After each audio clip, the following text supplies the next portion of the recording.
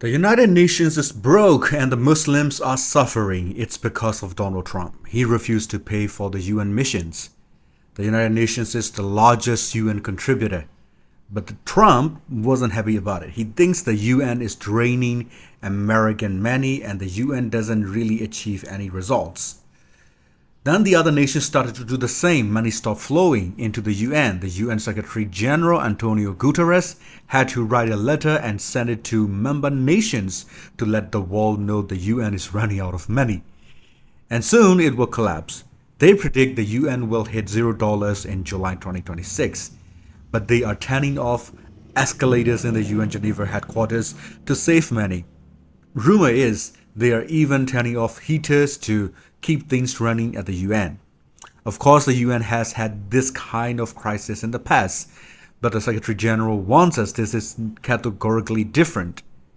Then the guy started to beat around the bush in the media. He doesn't point fingers, but everyone knows where he isn't pointing: Trump. This almost sounds like the UN is ending. League of Nations match?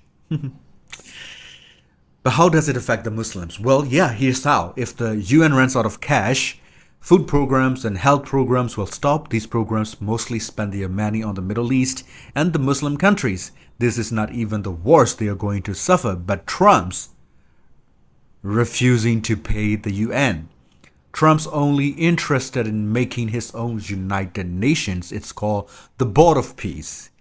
Trump doesn't enjoy the slow-moving UN policies. The procedures takes too long and the UN ends up doing nothing. But the UN is a deadlock that stops any nation from ever dominating the world. The UN Security Council is supposed to be that final deadlock, therefore stopping total distraction. If anybody wants to take over the world, they wouldn't want the UN being effective because the UN is the deadlock. So if the UN falls, the deadlock disappears. Then all previously signed international treaties under the UN become ineffective. Then the world will be every nation for themselves. But the UN Secretary General still stands tall. As long as he's there, the UN shall survive. The Geneva headquarters is now turning off escalators and heaters to save money for the missions. He will do anything. Even so, it will only last until July 2026. It has become 12 months since the UN agencies are suffering slow death everywhere. But the US only decided to pay $2 billion, which is way lower than the usual $17 billion. And the NATO countries did the same. Not just that, they even reduced foreign aids. This means the UN agencies will have stricter and slower movements. Then it affects the Muslims? Yes, horribly so. The UN Women Program deals with mothers and babies around the world, and they just shut down clinics in Afghanistan. Many more in other Muslim countries will also follow soon. But there is more. The UN human rights will now stop most activities in the world. This means people in Gaza and many others will have no one helping them.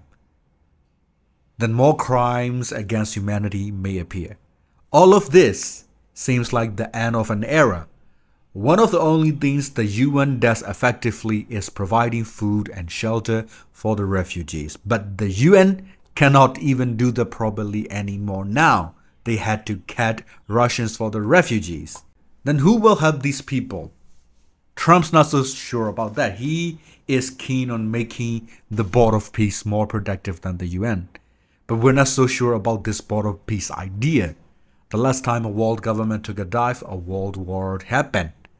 What if the fall of the UN marks the end of an old world order?